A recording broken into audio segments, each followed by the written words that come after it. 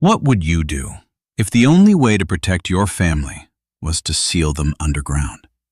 Not for a night, not for a storm, but for weeks, maybe months.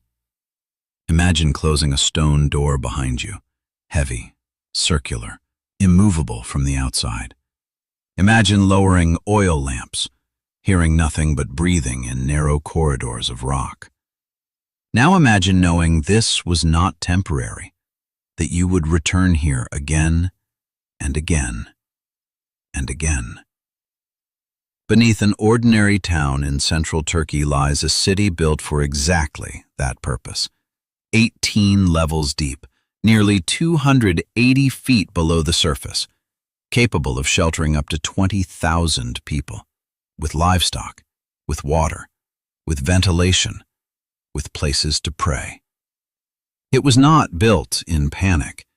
It was built in expectation, and it remained hidden for centuries, until 1963. The story begins not with archaeologists, but with chickens. In a modest home in the town of Derinkuyu, a homeowner noticed his chickens kept disappearing through a crack in the basement wall.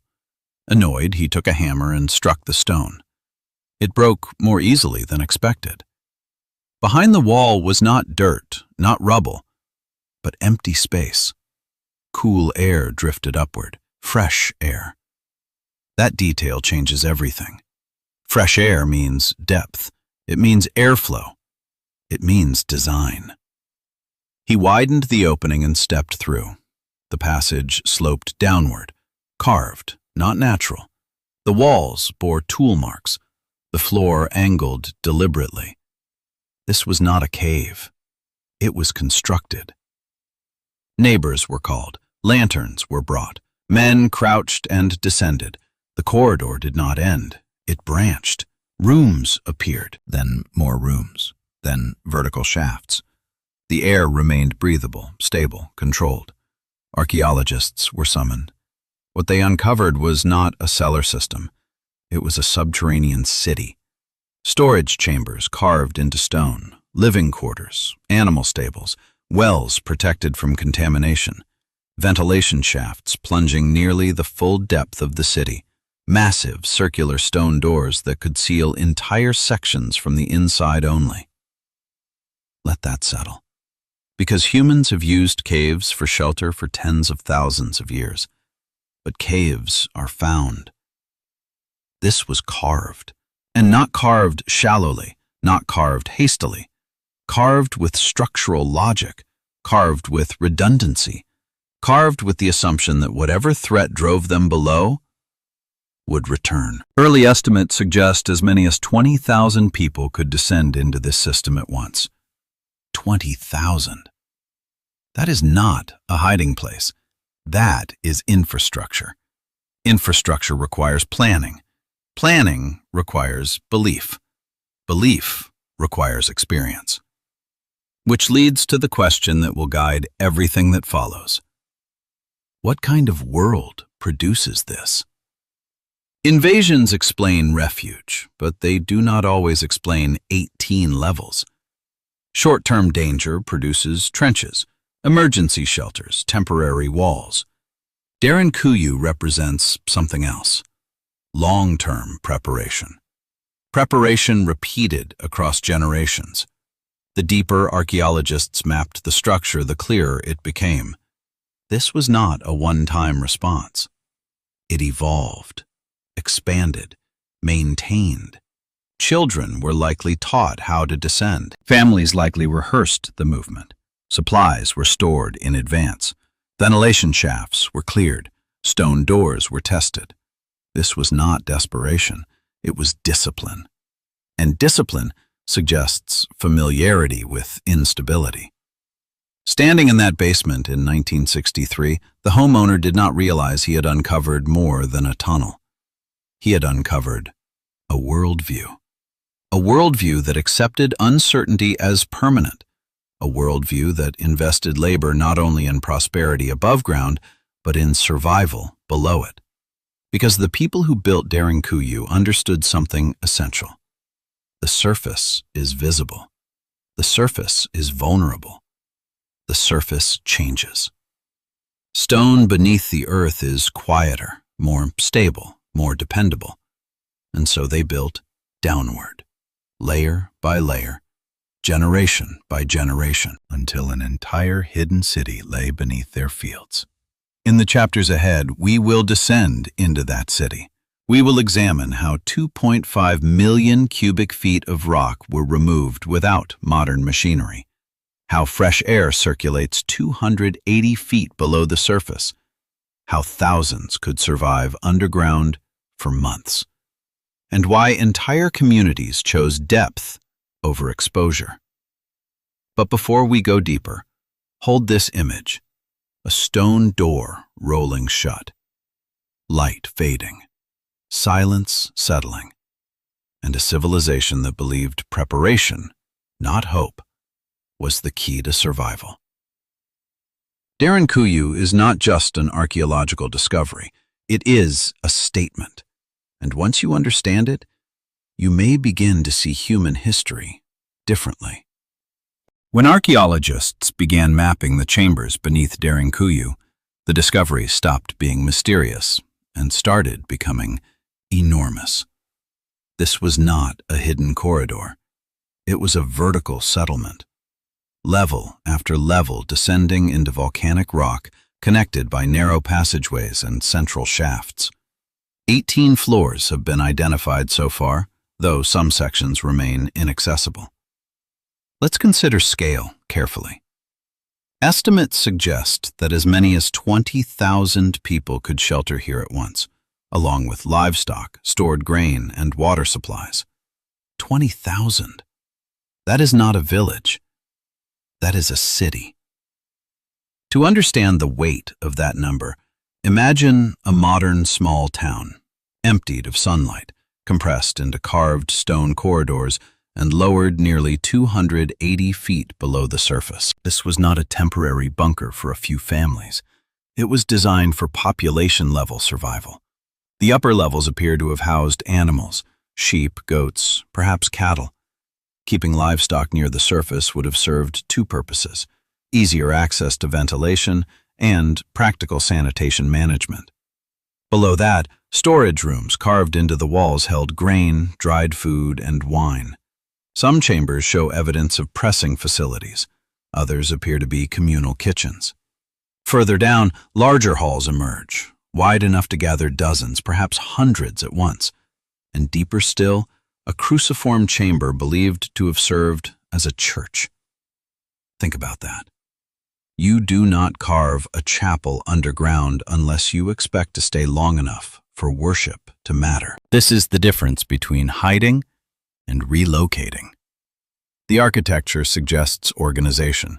Rooms are not scattered randomly. They are arranged with intent, connected by choke points, narrow corridors that limit access and allow defense by a small number of individuals. Massive circular stone doors, some weighing up to half a ton, could be rolled across entrances to isolate sections, from the inside only. The deeper archaeologists examined the layout, the clearer the logic became. Derinkuyu was designed in layers of defense. Surface threat arrives, population descends, upper corridors are sealed. Air continues to flow through vertical shafts. Water remains accessible through protected wells that could not be easily poisoned from above. This was not a desperate last-minute shelter. It was engineered resilience. Now pause and consider labor. To carve a structure of this scale, millions of cubic feet of volcanic tuff had to be removed. Not with machinery, not with dynamite, but with iron tools, over generations. And that is key. Derinkuyu was not built in one era of panic. It evolved. Each generation likely expanded what the previous one had begun, digging deeper, reinforcing ceilings, improving airflow, adding chambers. Infrastructure like this does not appear suddenly. It grows through sustained effort and shared belief. Which leads to a profound observation. The people who built this city did not see it as optional. They saw it as necessary. Necessary enough to invest lifetimes into, necessary enough to teach their children how to navigate it, necessary enough to maintain it during times of peace. Because here is something often overlooked. Derinkuyu was not abandoned after a single use. Evidence suggests it was occupied repeatedly across centuries, possibly beginning as early as the Phrygian period, later expanded during Byzantine times. That continuity tells us the underground city was not a forgotten relic. It was part of life. Life above ground may have been agricultural, communal, open. Life below ground was contingency. The two worlds coexisted, and when danger approached, the shift between them had to be seamless. No chaos, no confusion. People knew where to go, what to bring, which corridor led to which chamber. Scale, then, is not just about numbers. It is about coordination. It is about trust. It is about collective discipline. 20,000 people descending in order, not panic, requires leadership and preparation. The deeper we examine Derinkuyu, the less it feels like an anomaly, and the more it feels like a system. In the next part, we look closer at the engineering challenge itself, because scale is impressive. But carving 2.5 million cubic feet of stone without modern technology? That is something else entirely.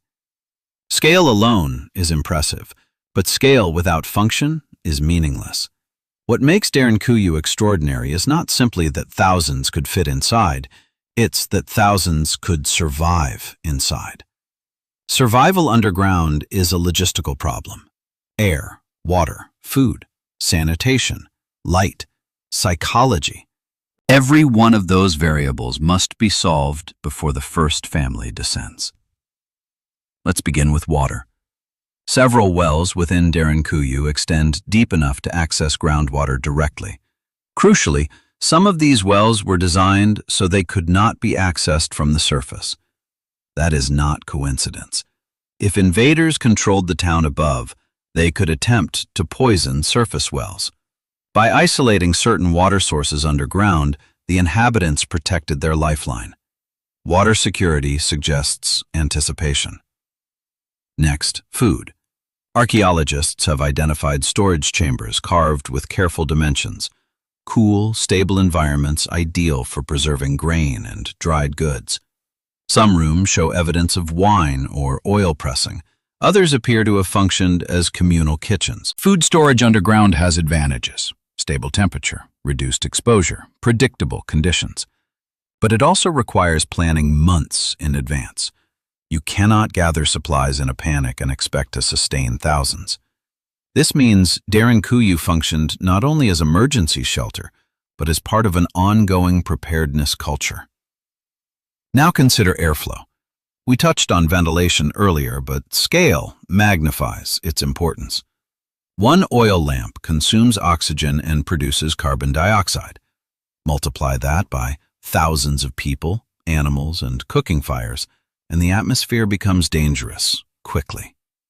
Yet the vertical shafts, some plunging hundreds of feet, allowed fresh air to circulate naturally. The design uses convection. Warmer air rises, cooler air descends.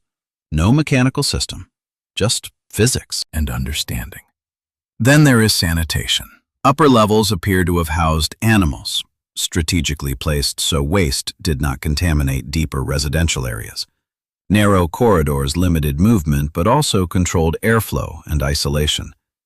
Defense, hygiene, and order were interwoven.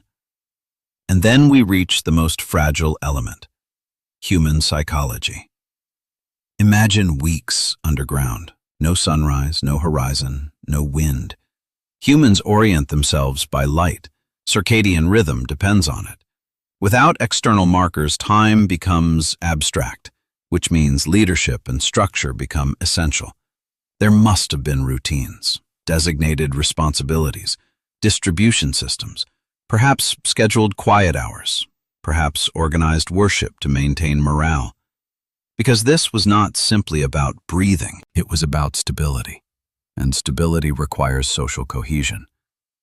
Now picture 20,000 people descending in relative order, not scrambling, not fighting for space. That kind of movement demands trust in the system. Trust that air will reach you. Trust that water is secure. Trust that leadership has prepared. Trust that when the threat passes, you will return to the surface. Derinkuyu was not chaos carved into stone.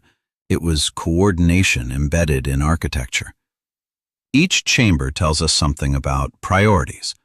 Defense first, sustenance second, community third, and faith integrated throughout. Which brings us to a critical shift in perspective. When modern viewers see Derinkuyu, they often imagine fear dominating everything. But fear alone cannot sustain a city. Fear initiates construction. Organization sustains it. And organization implies continuity. Derinkuyu likely evolved through phases, expanded when threats intensified, maintained when peace returned. It became a silent partner to the surface town, invisible, dormant, ready. That readiness is the defining feature, not desperation, readiness. The existence of such infrastructure suggests the builders expected recurrence. Invasions in Anatolia were not rare events. Empires passed through this region repeatedly over centuries. But Derinkuyu does more than respond to history. It anticipates it. It assumes instability as a constant. And that mindset, planning for instability as normal, may be the most revealing aspect of all. In the next chapter, we examine the engineering challenge directly. Because even with volcanic tough, relatively soft rock, carving millions of cubic feet by hand without collapse requires something more than effort. It requires knowledge. And that knowledge had to be learned, refined, and passed down. Let's talk about the rock. Derinkuyu was carved into volcanic tuff, a soft, compacted ash formed by ancient eruptions that shaped the Cappadocian landscape. Compared to granite, it is workable. Compared to soil, it is permanent. Soft enough to cut, hard enough to hold. That combination made large-scale excavation possible, but possible does not mean easy. Archaeologists estimate that roughly 2.5 million cubic feet of rock were removed to create Derinkuyu's known chambers and corridors. Pause and visualize that. Imagine filling a modern football stadium with stone, and then imagine removing it, one hammer strike at a time. No electric drills, no explosives, no mechanized excavation. Iron chisels, hammers, patience. Now ask the harder question. How long would that take? We cannot calculate precisely, but we can reason logically. If a single laborer could remove perhaps a cubic foot of workable stone in a day, and that is generous given lighting conditions and confined space, it would require millions of workdays, which means generations. Derinkuyu was not built by a single frightened population in a single crisis. It grew, likely beginning as a modest refuge, shallow, limited, then expanded, deepened, reinforced. Imagine the first chamber carved, then the next. Each time danger passed, the community would return to the surface, but the memory of threat would remain, and so they would improve what they had built. Dig deeper, widen corridors, add storage, improve ventilation. Excavation underground is different from quarrying in open air. In a quarry, mistakes collapse outward. Underground, mistakes collapse inward. Every ceiling had to be calculated intuitively. Load-bearing pillars were left intentionally from the original rock mass. They were not decorative, they were structural insurance. This tells us something profound. The builders understood the behavior of the material. They learned how far they could cut without compromising stability. They recognized fracture lines. They anticipated stress. That knowledge did not appear overnight. It was acquired through experience, possibly through failure. Collapsed sections may have been early lessons. Reinforced pillars may represent later refinement. Over time, the city became not only larger, but smarter. And here is something often overlooked. Excavation produces debris. Where did the removed stone go?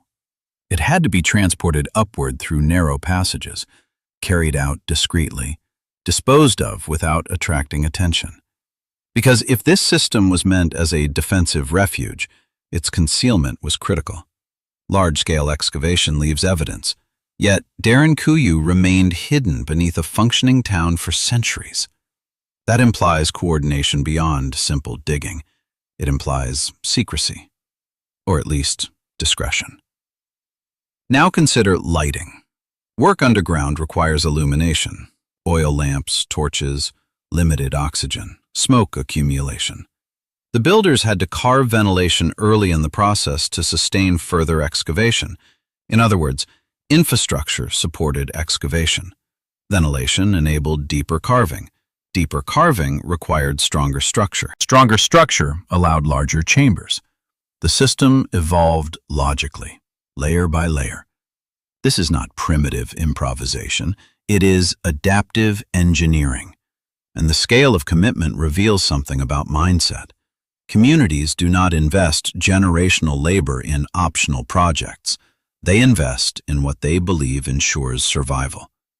The time spent carving Derinkuyu could have been spent expanding agriculture, building fortifications above ground, improving trade. Instead, they invested downward, into stone, into darkness, into redundancy, which suggests a simple conclusion. They did not trust the permanence of the surface, and that distrust, sustained across generations, may be the most revealing clue of all. In the next part, we examine the structural intelligence embedded in the design. Because carving millions of cubic feet is impressive, but carving them without collapse, that is mastery. Excavating stone is one challenge. Excavating it safely is another. Derinkuyu is not a chaotic maze hacked into soft rock. It is structurally disciplined. Ceilings remain intact after centuries. Load-bearing columns stand precisely where they are needed. Corridors narrow and widen with purpose. And here is what makes that remarkable. There were no architectural blueprints in the modern sense. No structural engineering textbooks. No reinforced concrete. Everything depended on observation, experience, and accumulated knowledge. Volcanic tuff behaves predictably until it doesn't. Cut too far into a weak seam and the ceiling fractures. Carve too wide without leaving support, and weight redistributes dangerously. The builders learned the limits of the material. You can see it in the way pillars were left intentionally from the original rock mass. They were not carved and inserted later. They were preserved during excavation. Workers removed surrounding stone while leaving structural cores intact. That shows foresight. It means the person carving the wall understood what the ceiling above required. This kind of intuitive engineering usually develops over time, trial and error, refinement across generations. Perhaps early chambers were smaller. Perhaps collapses occurred. Over time, the community would have adapted, learning how far they could expand without destabilizing the structure. And then there is geometry. The corridors are narrow for defense, yes, but also for stability. A narrow span reduces stress on the ceiling. Larger halls appear only where the rock mass could support them, and even then, often with central pillars. Structural logic shaped daily life. Architecture determined how people moved, gathered, and defended. Now consider vertical integration. Multiple levels were connected through shafts, some for ventilation, others for movement. Cutting vertically through rock increases risk. Weight above must be distributed carefully. Yet the shafts remain, aligned, functional. Some of them extend nearly the full depth of the city.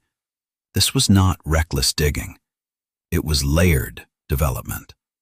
And layered development suggests long-term planning. Each new level would require reinforcing what lay above. Workers could not simply dig downward without considering the cumulative weight of everything overhead.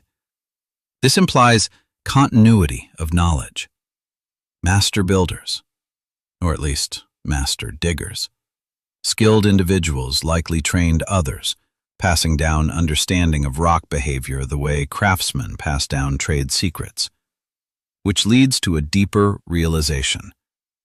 Derinkuyu represents a form of underground urban planning. It may not resemble modern cities, but it reflects similar priorities: zoning, defense, airflow, access control. Choke points were placed deliberately. Narrow corridors leading to wider chambers allow defenders to control entry. Massive rolling stone doors could isolate sections quickly.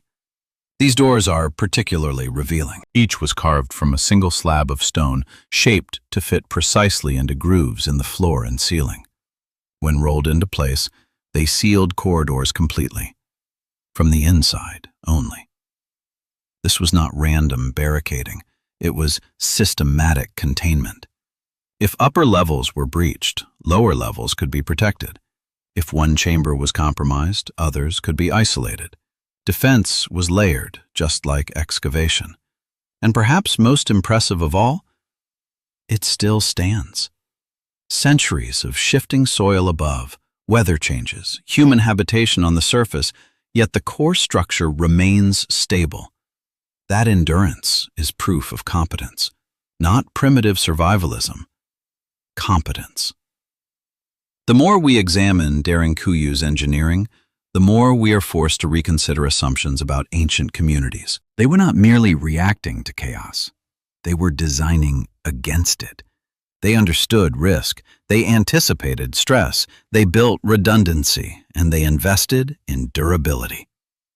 The underground city is not just a monument to fear. It is a monument to intelligence under pressure. In the next chapter, we turn to one of the most astonishing features of all: the ventilation system. Because surviving underground for days is difficult. Surviving for weeks or months requires solving the problem of air itself. And Derinkuyu solved it. Air is invisible, which makes it easy to underestimate. But underground, air is everything. Without circulation, even a small chamber becomes uninhabitable in hours. Carbon dioxide builds, oxygen falls. Fire consumes what little breathable atmosphere remains. Now imagine not one chamber, but 18 levels. Thousands of people, animals, oil lamps, cooking fires. Derinkuyu should have suffocated itself, but it didn't.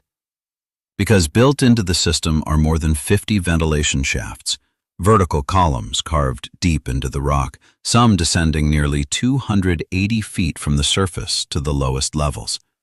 These shafts were not accidental fissures. They were engineered, carefully positioned to allow convection to do the work.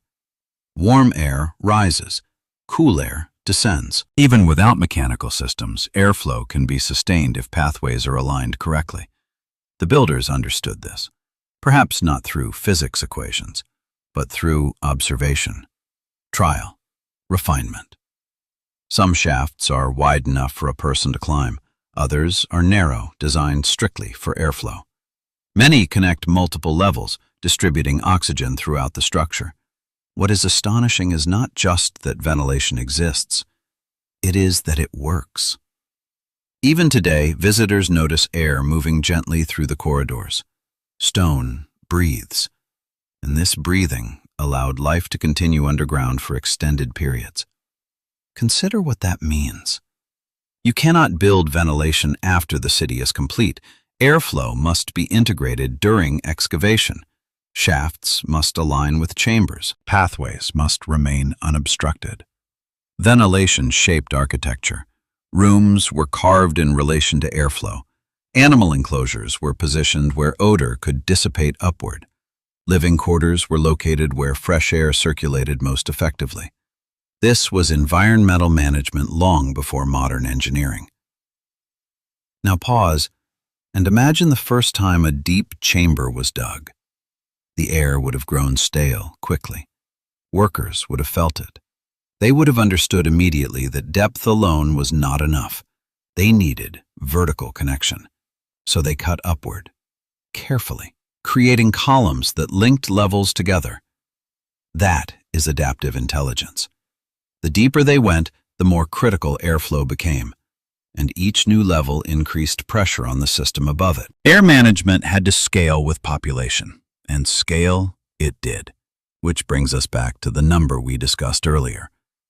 20,000.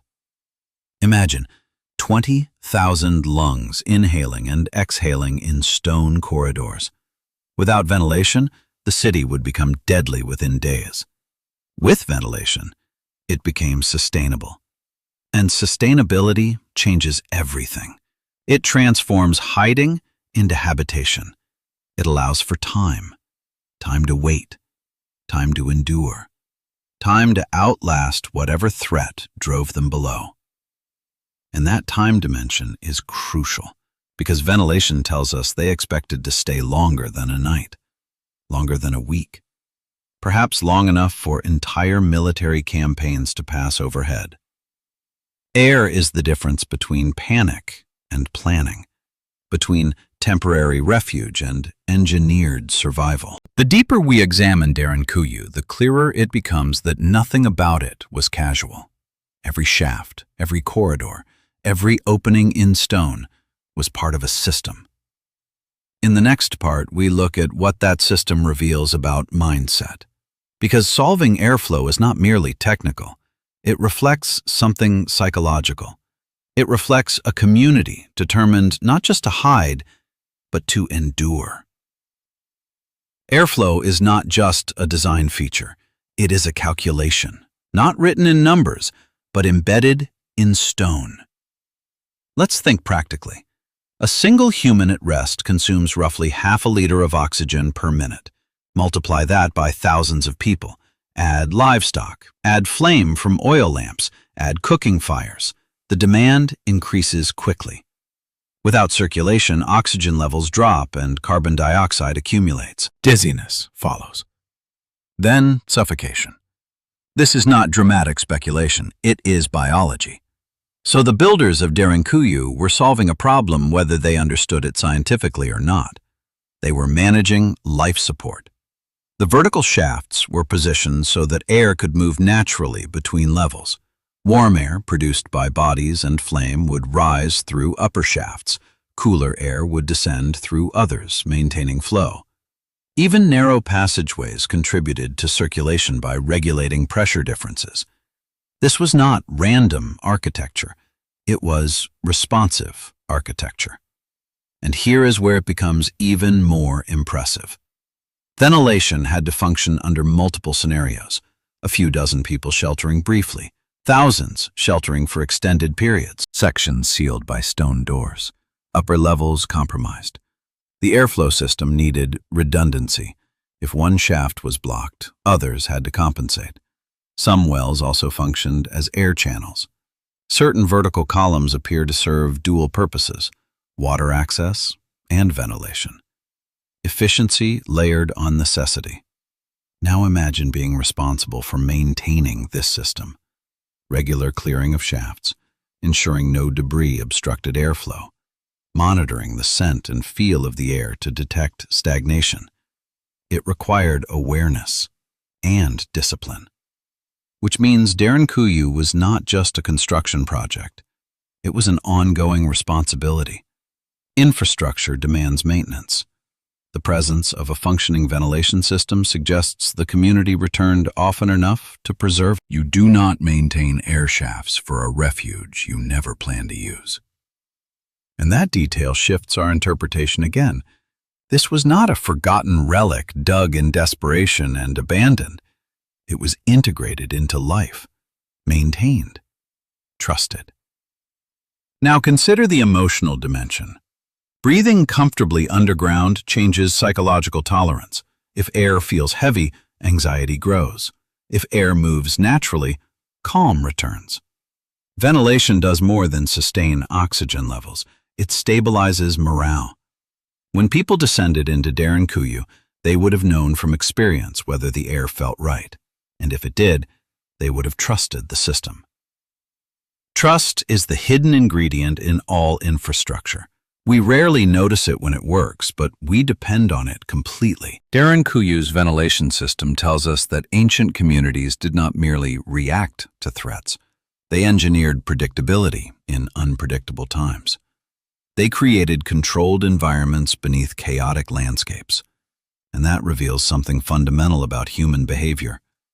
When we cannot control the world outside, we build spaces where we can control conditions inside. Airflow, water access, defensive choke points, all represent attempts to reduce uncertainty, to create order in the face of instability. Which leads us naturally to the next question. What instability were they preparing for?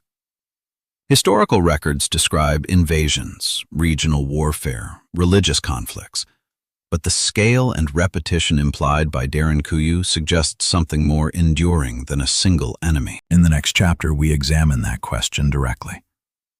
What were they hiding from? Because fear may initiate construction, but recurring fear sustains it. And whatever drove the builders of Derinkuyu underground, it lasted long enough to reshape the earth itself. Cappadocia sits in the heart of Anatolia, a region that has rarely known prolonged peace. Empires moved across this landscape for thousands of years. Armies marched, borders shifted, religions rose and fractured. Trade routes passed through, bringing wealth and vulnerability. If we search for reasons to build an underground city, history offers several. The Hittites once controlled much of this region. After their decline, waves of instability followed. Later came the Persians, then the campaigns of Alexander the Great. Roman rule brought order, but also conflict during transitions of power. In the early Byzantine period, Arab raids swept across Anatolia repeatedly. Frontier communities were especially exposed. Villages could be attacked with little warning. Under such conditions, refuge becomes necessity. Derinkuyu may have been expanded significantly during these eras of conflict. Byzantine Christians are believed to have used underground cities to shelter from invasions and religious persecution. That explanation makes sense, at least partially. But there is a difference between building a refuge and building a city. Temporary shelters exist in many cultures. They are shallow, functional, meant for days. Derinkuyu descends nearly 280 feet. It contains defensive doors, food storage, livestock areas, worship chambers, and a ventilation system capable of sustaining thousands. That suggests preparation not just for attack, but for siege. Invasion is sudden. Siege is prolonged. And siege requires endurance. Now imagine the psychological landscape of a frontier community in late antiquity. Rumors of approaching armies travel faster than certainty. Villagers would see dust clouds in the distance, hear reports from neighboring settlements, and make rapid decisions. Descend or stay? Hide or defend? If the community had rehearsed this process, if they had drilled it into collective memory, descent could be orderly. If not, panic would destroy cohesion. The scale of Derinkuyu implies order, which implies familiarity, which implies repeated use. However, even known historical threats do not fully explain the origin of the underground system. Some archaeological evidence suggests parts of Derinkuyu may predate Byzantine expansions, possibly reaching back to the Phrygian period. If so, then underground construction began long before the Arab-Byzantine conflicts. So what initiated it? Anatolia has experienced more than warfare. It has experienced political fragmentation, economic instability, and periods of religious tension. Minority communities often sought concealment. There are also climatic factors to consider. Although Cappadocia's volcanic landscape is relatively stable, regional droughts and harsh winters could threaten surface life. Underground environments provide thermal consistency, protection against both extreme heat and cold. But climate alone rarely produces 18 levels of excavation. The pattern that emerges is not a single cause, but cumulative pressure. Conflict layered upon instability. Instability layered upon uncertainty. Each generation adding reinforcement to what the previous one had built. This layering of threat may be the key. Not one catastrophe, but many. Not one enemy, but recurring vulnerability. Derinkuyu reflects a worldview shaped by unpredictability. It does not represent collapse. It represents adaptation. The surface world was valuable: fields, homes, trade, sunlight. But it was also exposed. The underground became insurance, and insurance only works if it is maintained. The more we examine the known historical threats, the more one thing becomes clear. Derinkuyu was not excessive.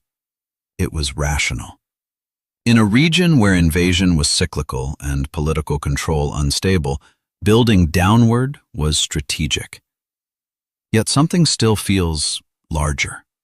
The depth, the scale, the generational commitment. It suggests not just reaction to recorded history, but response to something deeper.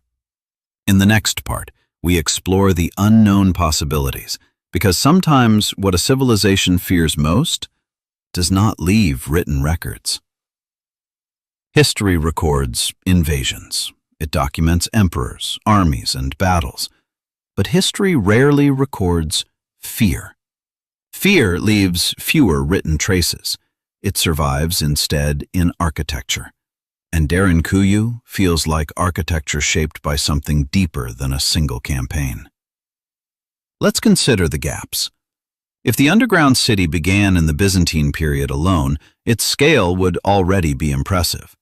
But some evidence suggests earlier origins, possibly as far back as the Phrygians, centuries before Byzantine conflicts. If that is true, then the instinct to dig predates the most commonly cited invasions, which raises a difficult question.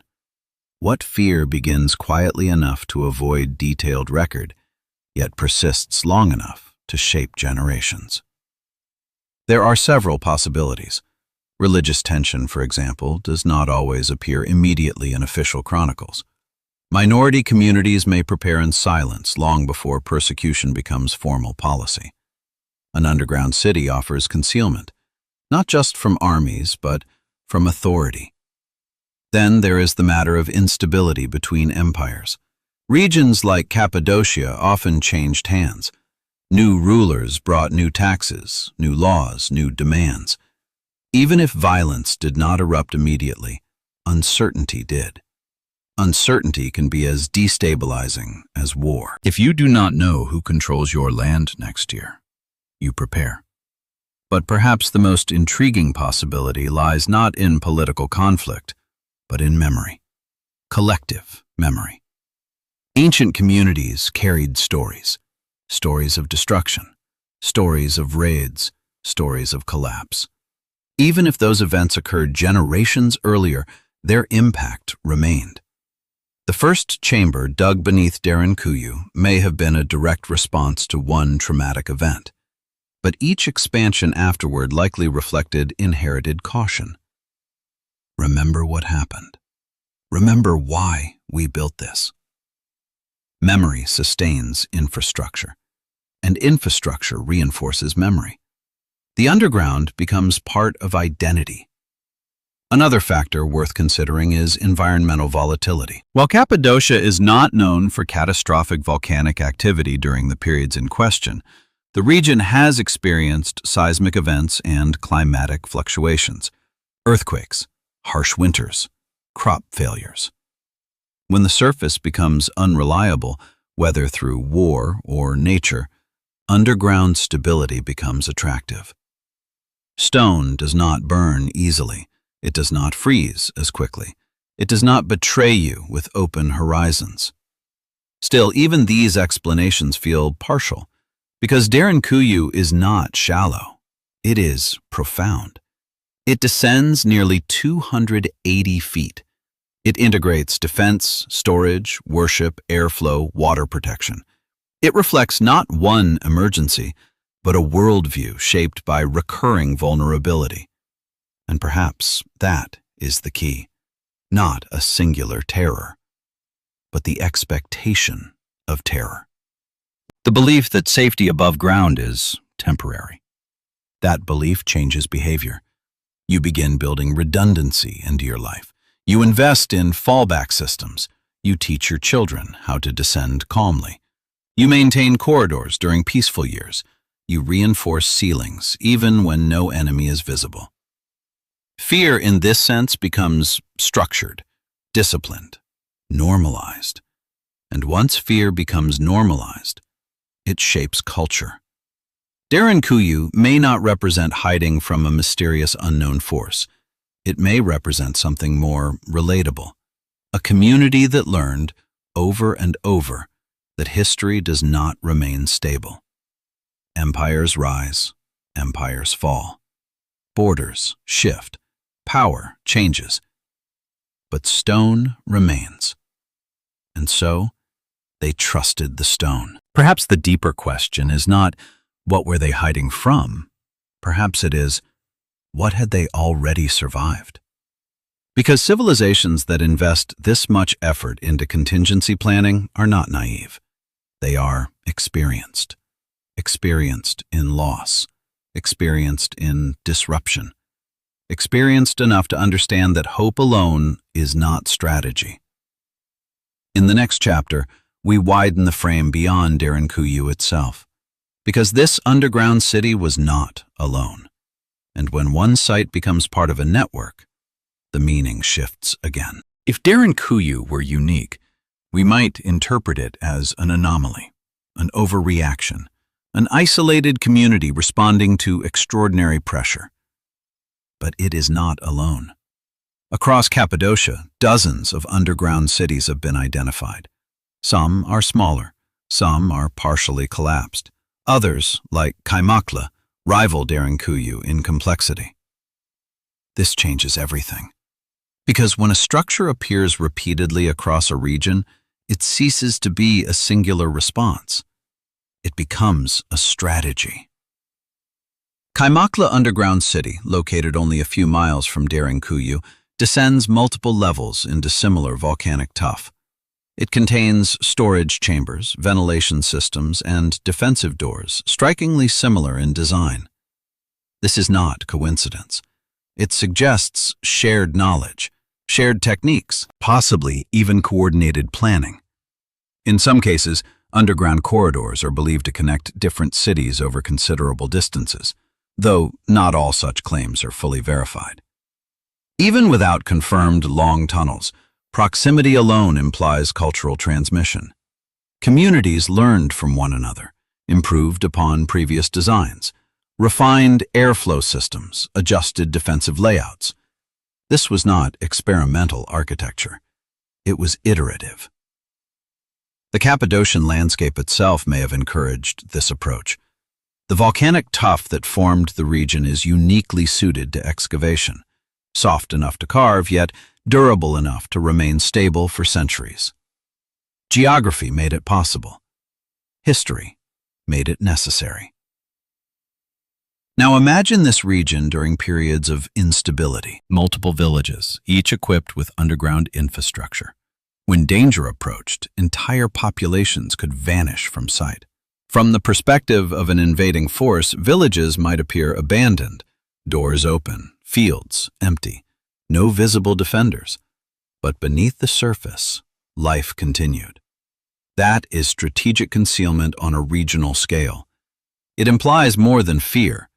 It implies doctrine, a shared understanding that survival required invisibility, and invisibility requires preparation. The repetition of underground cities also suggests something about communication.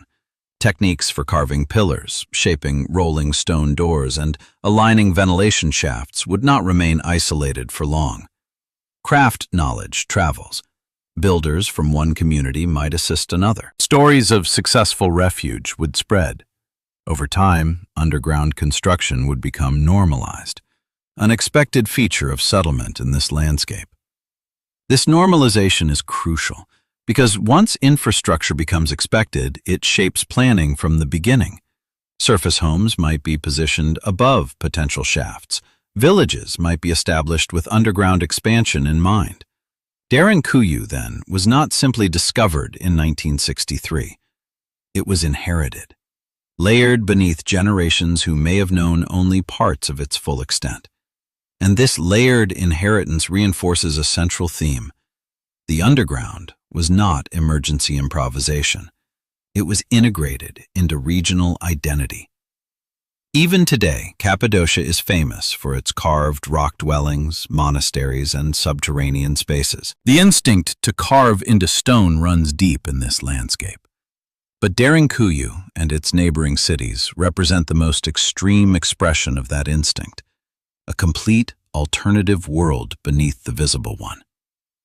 In the next part, we move from regional scale to daily reality, because it is one thing to build underground cities. It is another to live in them. What was daily life like in the dark? And how does prolonged descent shape human behavior? When we imagine an underground city, we tend to picture isolation, a sealed refuge cut off from the world. But Cappadocia's subterranean landscape suggests something more complex, not isolation, interconnection. While not all tunnels between cities have been fully mapped or confirmed, archaeological surveys indicate that some underground systems extend for miles. Narrow passageways link chambers beyond what surface settlements alone would require. Even if these connections were not continuous city-to-city highways, they reveal ambition, expansion beyond immediate necessity. And ambition implies coordination. Think about what it means to carve not just a refuge beneath one town, but a subterranean presence across an entire region. It means communities shared more than fear. They shared knowledge. The distinctive rolling stone doors appear in multiple sites. Ventilation shafts follow similar principles. The structural logic of pillars and narrow corridors repeats. These were not independent inventions. They were transmitted skills. Somebody taught somebody. Which suggests master builders, individuals who understood how to excavate safely and efficiently. Perhaps traveling craftsmen. Perhaps regional leaders who prioritized underground readiness. Over time, the underground network may have functioned as a kind of distributed safety system. If one settlement was compromised, others might remain secure. If danger spread across the plains, entire populations could descend simultaneously. Now imagine an invading force moving through Cappadocia. They arrive expecting resistance or plunder. Instead, they find silence. Homes appear empty, fields abandoned, but no bodies, no defenders, no wealth. From the surface, it would seem as though the population vanished. That psychological advantage alone is significant. War depends on visible targets. If your enemy disappears, strategy falters. Underground networks may have offered more than protection. They offered deterrence. If repeated invasions yielded little reward, attackers might move on more quickly. The network then becomes not just defensive architecture, but behavioral adaptation, a way to reshape the expectations of aggressors. There's also a cultural dimension to consider.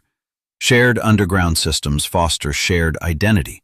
When multiple communities rely on similar methods of refuge, they form a mental map of the region, not just in terms of roads and fields, but in terms of shafts and corridors. Children growing up in Cappadocia may have known from an early age that beneath their feet lay hidden chambers.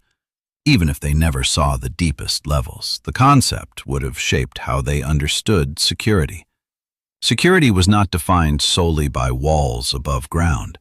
It was defined by depth, and depth creates hierarchy. Upper levels for animals, middle levels for living, lower levels for last defense. Each layer carrying symbolic weight. Surface life was visible and vulnerable. Subsurface life was hidden and controlled. The repetition of underground cities across Cappadocia forces us to abandon the idea that Derinkuyu was an overreaction. It was part of a pattern, and patterns emerge when circumstances persist. Persistent threat, persistent instability, persistent uncertainty. Which leads naturally to a more intimate question. How did it feel to live there? Not as an archaeologist exploring centuries later, but as a mother descending with children, as a farmer guiding livestock into stone corridors, as an elder who remembers previous descents. In the next chapter, we move inside daily life, because engineering explains structure, but routine explains survival. It is one thing to design an underground city. It is another to inhabit it. We often focus on the engineering, the ventilation shafts, the defensive doors, the structural pillars. But Derinkuyu was not merely a feat of architecture. It was a lived environment. Imagine the moment of descent. Word spreads that danger is near. Perhaps a distant column of dust signals approaching riders. Perhaps a messenger arrives breathless with warning. The response is not chaos. It cannot be. Chaos in narrow corridors would be fatal. Instead, families gather essentials: dried grain, tools, lamps, water vessels. Livestock are led into upper chambers. Children are instructed where to stand. Elders descend carefully. The movement must be ordered, because once below, space narrows quickly. The upper levels likely housed animals for practical reasons. Ventilation was stronger near the surface, and sanitation could be managed more effectively. The presence of stables suggests this was not a last-minute shelter. It was a rehearsed operation. Below the animal chambers, living quarters emerge. Small rooms carved into the walls, some large enough for a family, others perhaps communal. Privacy would have been limited. Sound travels differently underground, contained, echoing softly against stone. Conversations would remain close, voices subdued. Light came from oil lamps set into carved niches.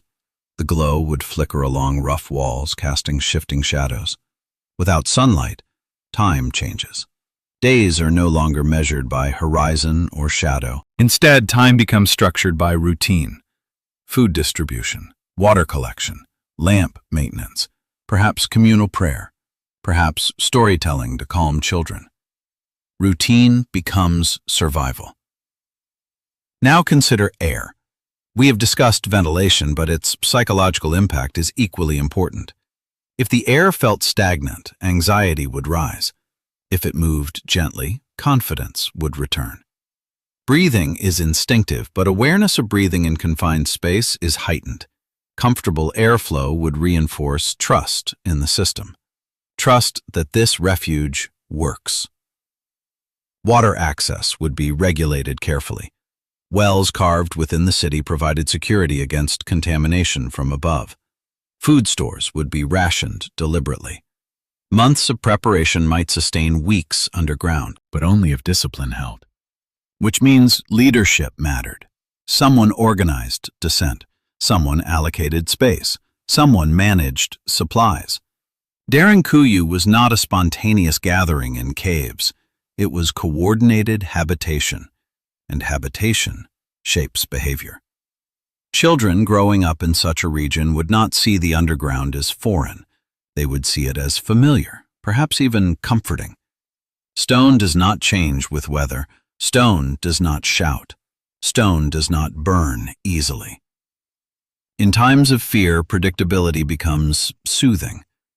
But let's not romanticize it. Living underground would have been challenging. Limited space, dim light, restricted movement, the absence of open sky.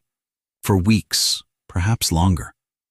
Which makes one detail even more significant: the presence of a chapel deep within the city. Worship below ground suggests that spiritual life continued uninterrupted. Faith descended with the people. Community identity was preserved, and preserving identity is critical in crisis, because when external conditions collapse, internal structure must hold.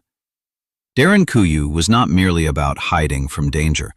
It was about maintaining cohesion during it. In the next part, we examine how prolonged underground living affects the mind, because survival is not just physical. It is psychological. And the earth, as shelter, carries both comfort and cost. Remove the sun, and something fundamental shifts. Human beings are guided by light. We wake with it, we measure the day by it, we orient ourselves by its movement across the sky. Underground, there is no horizon, no dawn, no dusk, only stone, only lamplight, only the rhythm created intentionally by the community. This may be the most underestimated challenge of Derinkuyu, not carving it, not ventilating it, but enduring it. Imagine the first few days underground. The novelty of safety may bring relief. The stone doors are sealed, the corridors are quiet, the air flows gently. But as days stretch on, monotony emerges. Without sunlight, the body's natural circadian rhythm begins to blur. Sleep becomes irregular. Energy fluctuates.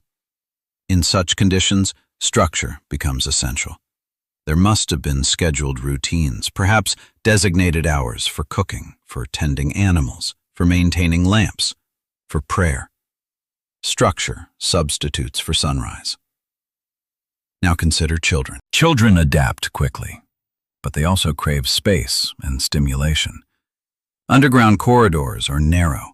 Large chambers are limited. Play would be restrained, movement controlled.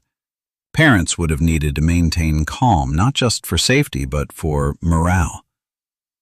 Then there is sound.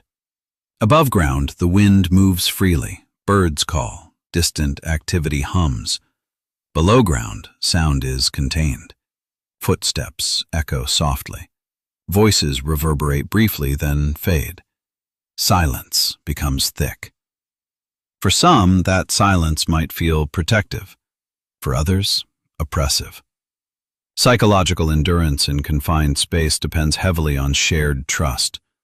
If the community believes the refuge works, anxiety decreases. If doubt creeps in, about air, about supplies, about duration, tension rises quickly. This is why organization matters. Clear leadership, visible preparation, confidence in systems. Derinkuyu's design supports this confidence. Ventilation that works, water that flows, defensive doors that seal securely. The architecture itself becomes reassurance. There's also something deeper to consider. Enclosure can create a paradoxical sense of comfort. The earth feels solid, protective, unchanging. Unlike the unpredictable world above, underground space is controlled. You know every corridor, every turn, every chamber. Predictability reduces fear, and fear, when unmanaged, fractures communities. But even the most resilient community cannot remain underground indefinitely. Supplies diminish. Animals require pasture. Crops must be tended. Eventually, someone climbs the shaft to listen, to assess, to decide whether the surface is safe again.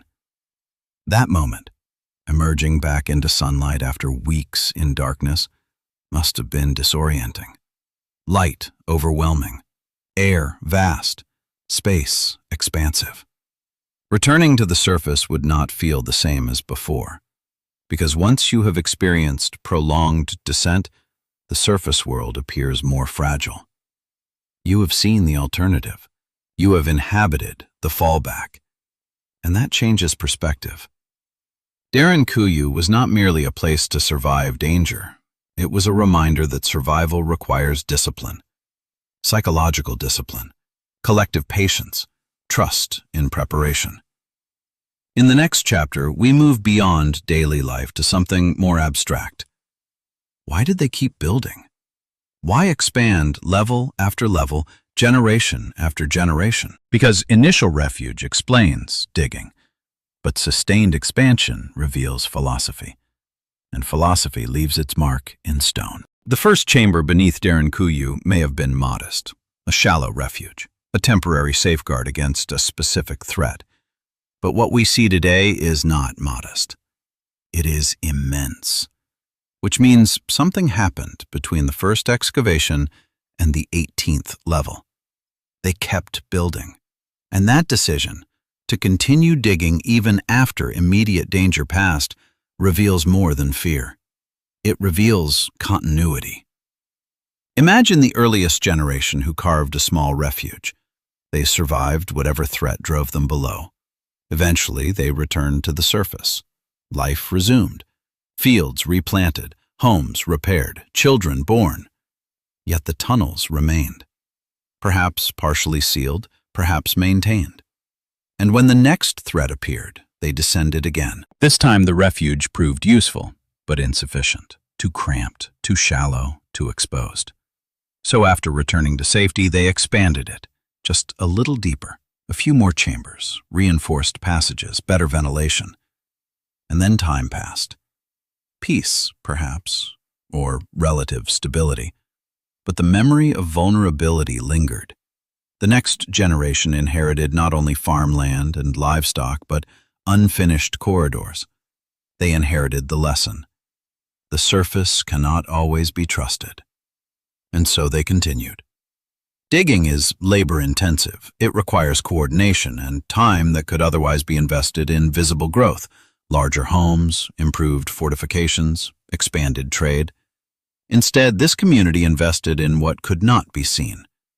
That choice is significant because invisible infrastructure reflects a long-term mindset. It reflects planning beyond the present crisis. Over decades, perhaps centuries, Derinkuyu deepened. Each level added resilience. If upper corridors were compromised, lower levels offered protection. If siege lasted longer than expected, additional storage allowed endurance. Layer by layer, the city became redundancy carved in stone.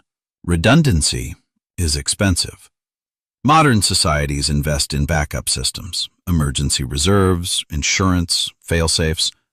Derinkuyu represents ancient redundancy, a physical embodiment of just in case.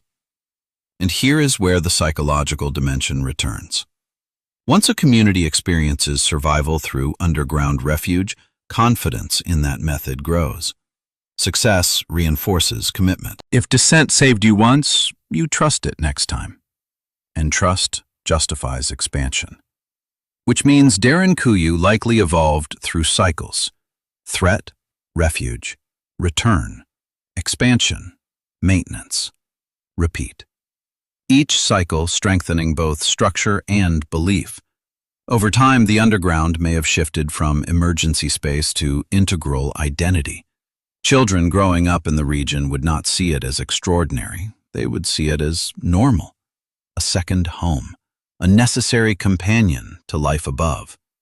Generational continuity is the key. The deeper levels were likely carved by people who had never experienced the original crisis, but had inherited its memory. They were not reacting to immediate panic. They were responding to tradition. And tradition can be more powerful than fear. Because tradition institutionalizes caution. It makes preparation routine. It embeds survival strategy into culture. Derinkuyu, then, is not simply a reaction to danger. It is a cultural adaptation to instability.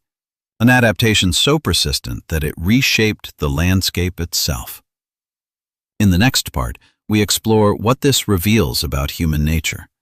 Why do communities invest so heavily in preparation? What does this say about how we respond to uncertainty? Because beneath the stone corridors lies something universal: the instinct to endure. At some point, Derinkuyu stopped being just a refuge. It became philosophy carved into stone. Preparation is not dramatic. It is repetitive, quiet, often invisible. You dig when there is no enemy in sight. You reinforce ceilings when no one is attacking. You clear ventilation shafts during peaceful harvest seasons. That is not panic. That is discipline. The people of Cappadocia did not wait for catastrophe to justify effort. They built as if instability were inevitable. And perhaps, in their world, it was. When empires rise and fall across your land for centuries, unpredictability becomes normal. Stability feels temporary. Power shifts without warning. Under those conditions, optimism alone is not strategy. Preparedness is. Derinkuyu embodies that mindset.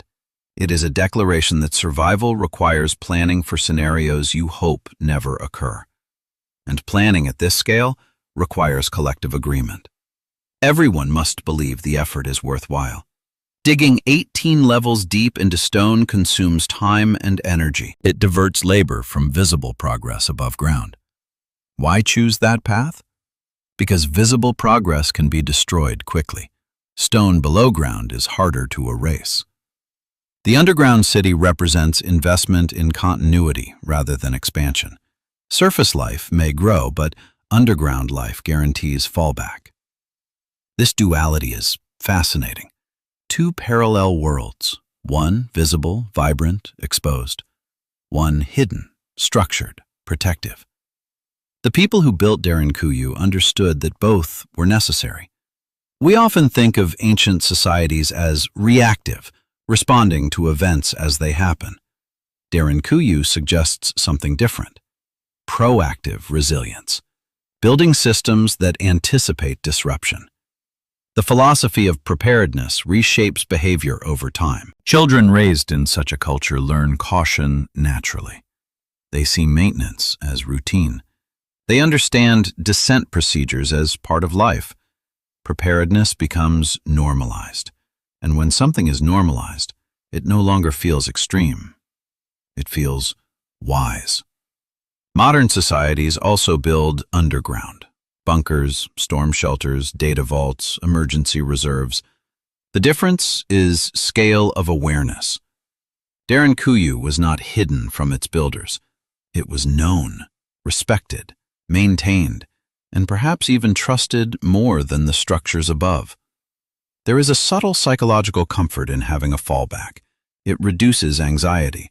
It provides control. Even if rarely used, its presence alters perception. You walk the fields knowing there is a place to retreat. You build your home knowing there is depth beneath you. That layered security influences how risk is tolerated. Communities with fallback systems may endure instability with greater composure, which returns us to the central theme. Derinkuyu is not simply evidence of fear. It is evidence of foresight. Foresight that was costly. Foresight that required cooperation. Foresight that spanned generations. And generational foresight is rare. It requires humility, an acknowledgement that the world may not remain stable. It requires memory, stories of past disruptions that justify effort. It requires leadership, individuals willing to invest in invisible protection. The philosophy embedded in Derinkuyu is not pessimistic. It is pragmatic. It accepts uncertainty as constant, and it answers uncertainty with preparation. In the next chapter, we step back and ask a broader question. What does Derinkuyu reveal about human nature itself? Because beneath the engineering, beneath the stone doors and ventilation shafts, lies something universal. The instinct to endure beyond the present moment. Strip away the stone corridors, remove the pillars, the shafts, the rolling doors. What remains is instinct. Shelter is one of the oldest human needs. Before cities, before agriculture, before writing, there were caves. Early humans sought enclosure not for comfort, but for survival. Stone blocked wind, rock muffled predators. Darkness concealed vulnerability. Derinkuyu is not a primitive cave, but psychologically it taps into something ancient. The instinct to move inward when the outside becomes unpredictable. There is a reason enclosed spaces can feel safe. They limit exposure. They define boundaries. They create a sense of containment. Containment reduces uncertainty. Uncertainty generates anxiety. When the world outside feels volatile, war, invasion, instability, descending into stone offers a powerful counterweight. The underground is controlled, finite, knowable. You can map every corridor. You can assign every chamber. You can secure every entrance. Above ground, horizons are infinite. Below ground, space is structured. That structural predictability may have been deeply reassuring. Now imagine the emotional transition. A mother guiding her children into a narrow corridor. A father sealing a stone door behind them. The outside world fades. Inside, there is air, water, and community. The shift from chaos to containment is immediate, and that psychological shift matters, because fear can fracture groups quickly, but shared refuge strengthens cohesion. Everyone experiences the same descent. Everyone depends on the same infrastructure. Everyone participates in the same routine. Underground living compresses hierarchy. It reduces social distance. In narrow corridors, wealth is less visible. Status becomes less pronounced. Survival becomes collective. In that sense, Derinkuyu was not only a defensive structure, it was a social equalizer. Stone does not discriminate. It protects whoever enters. This may have reinforced solidarity. Shared vulnerability often strengthens identity, and identity strengthens endurance. There is another psychological layer worth considering. When danger recedes and families emerge back into sunlight, the surface world feels different, more fragile, more temporary. Once you have relied on fallback systems, you no longer view visible stability as permanent. This dual awareness, enjoying the surface while trusting the underground, creates a balanced mindset. Hope paired with caution, expansion paired with redundancy. That balance may explain why the underground city continued to expand across generations. It was not paranoia. It was adaptive realism. Human nature tends toward optimism during peace and vigilance during instability. Derinkuyu institutionalized vigilance. It made preparedness habitual rather than reactive, and that habit reshaped culture. Perhaps the most revealing aspect of Derinkuyu is not its depth, it is its intention. The intention to endure, to survive not just one threat, but many, to accept that history is cyclical, to prepare for return of uncertainty.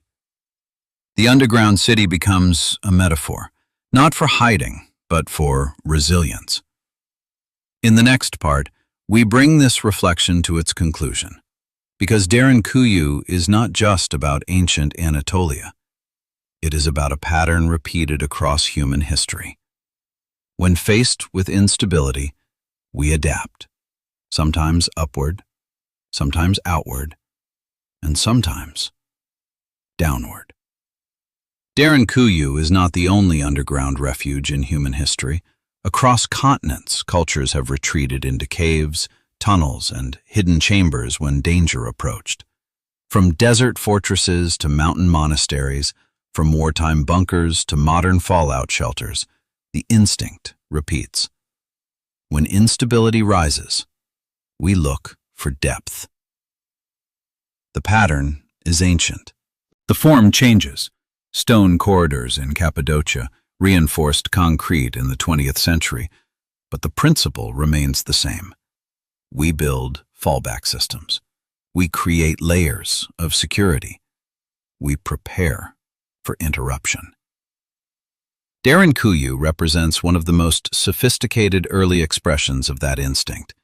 It is not reactive panic carved into rock. It is long-term resilience institutionalized. And institutional resilience requires agreement. Agreement that the world cannot be fully controlled. Agreement that prosperity can vanish. Agreement that preparation is worth the cost. That agreement is powerful because it shapes decisions during peace. When fields are green and markets active, It is tempting to forget vulnerability, but the people of Derinkuyu did not forget. They continued to maintain the underground. They preserved ventilation shafts. They reinforced doors. They expanded chambers, even when no enemy stood at the gates. This discipline suggests something fundamental about human survival. We endure not because we deny danger, but because we anticipate it. Anticipation does not require constant fear. It requires memory, collective memory, stories of past disruptions, stories of lost harvests, stories of armies on the horizon. Those stories justified effort, and effort carved stone.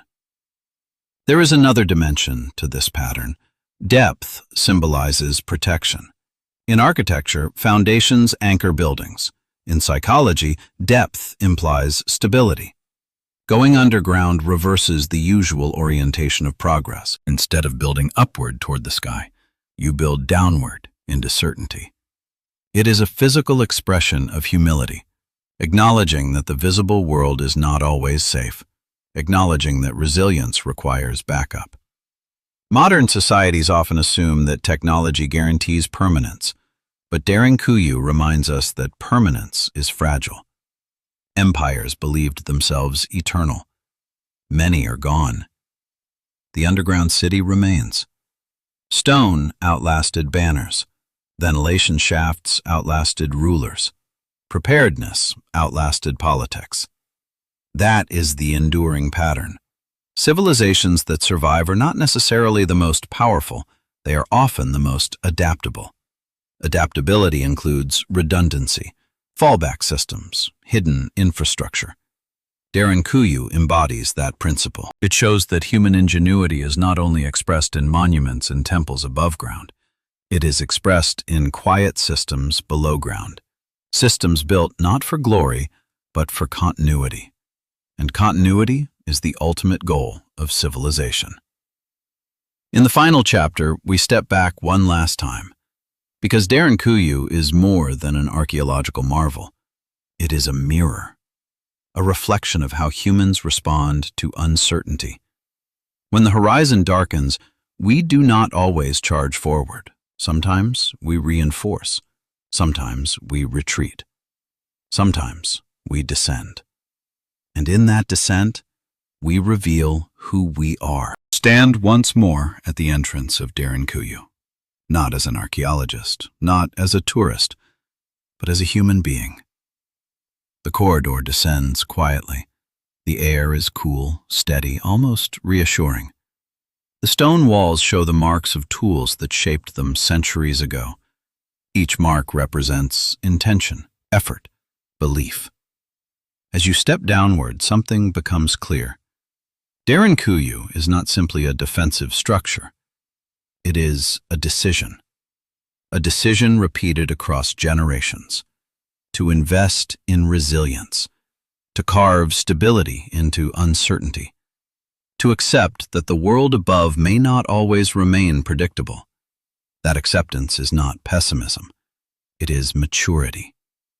The builders of Derinkuyu understood something modern societies often forget. Security is not the absence of threat.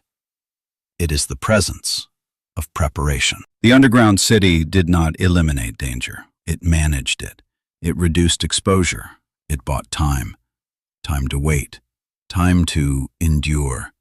Time to survive until the surface stabilized again. And time is the most valuable resource in any crisis. When we analyze Derinkuyu purely through engineering, we see ventilation shafts and stone doors. When we analyze it historically, we see invasions and political instability. But when we analyze it psychologically, we see something deeper. We see foresight. Foresight requires humility, the acknowledgement that the future is uncertain. It requires cooperation, because digging 18 levels cannot be done alone. It requires trust in leadership, in design, in shared discipline. The underground city represents collective agreement that survival is a shared responsibility. No one family could carve this alone. No single generation could complete it. It demanded continuity, and continuity demands culture. Culture is what carries memory forward. Culture is what says, maintain the tunnels even during peace. Culture is what teaches children where to descend when bells ring. Derinkuyu stands as proof that culture can shape landscape. Stone shaped by belief. Rock transformed by memory. And perhaps that is its most enduring message. Not that ancient people were afraid, but that they were prepared. Prepared for recurrence. Prepared for disruption. Prepared for cycles of history they could not control. The surface world changes. Empires rise and collapse. Borders redraw. Languages shift. But deep underground, the air still moves. The corridors remain. The stone doors still roll in their grooves. There is something profoundly humbling about that. The underground outlasted the surface politics that may have inspired it, which suggests a final thought. Perhaps resilience is quieter than power, less visible, less celebrated, but ultimately more durable. In the final part, we close the descent, and we ask what Derinkuyu ultimately reveals, not about ancient Anatolia, but about us. If Derinkuyu were only an archaeological curiosity, it would be impressive enough. 18 levels, miles of corridors, ventilation shafts reaching nearly 280 feet to the surface. But its true significance lies deeper than stone. It reveals something enduring about human nature. When confronted with instability, humans do not respond in only one way. Sometimes we fight, sometimes we flee, and sometimes we fortify. Derinkuyu represents fortification not above ground, but below it. It is a reminder that resilience does not always look heroic. It often looks methodical, measured, quiet. The people who carved these chambers were not chasing glory. They were not building monuments to be admired. They were building continuity. Continuity of family, continuity of faith, continuity of community. That focus on continuity reshapes how we interpret the past. Ancient societies were not simply reactive or primitive. They were capable of long-term strategic thinking.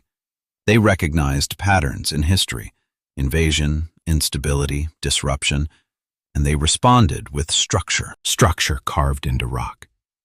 The underground city also reveals the importance of collective action.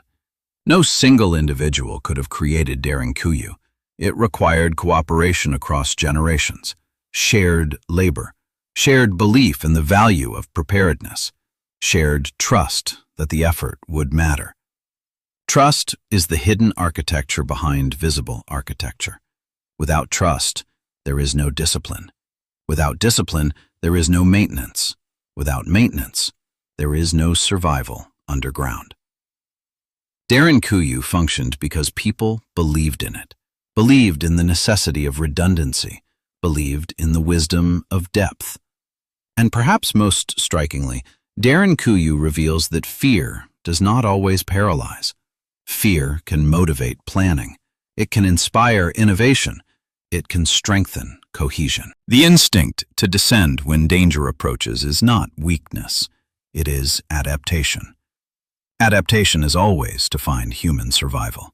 From early caves to modern infrastructure, we create layers of security. We build foundations. We establish fallback systems. We prepare for disruption, even when we hope it never arrives. Derinkuyu is an ancient expression of that instinct, a physical testament to the idea that survival belongs not only to the strong, but to the prepared. As you imagine climbing back toward the surface, light gradually intensifying, air widening around you, the experience changes perspective. The open sky feels vast again. The horizon feels beautiful, but perhaps also fragile. Because once you have seen the depths, you understand that stability above ground depends on what lies beneath. Not just foundations of stone, but foundations of mindset, preparedness, cooperation, foresight. Derinkuyu stands today not as a monument to fear, but as a monument to resilience. And resilience is not ancient. It is timeless. When the world grows uncertain, we look for stability. When history turns turbulent, we seek structure. When danger looms, we prepare. Sometimes we build upward, sometimes outward, and sometimes we build downward, into the earth, into endurance, into continuity. And in doing so, we reveal one of the most enduring truths about ourselves. We survive not by denying uncertainty, but by preparing for it.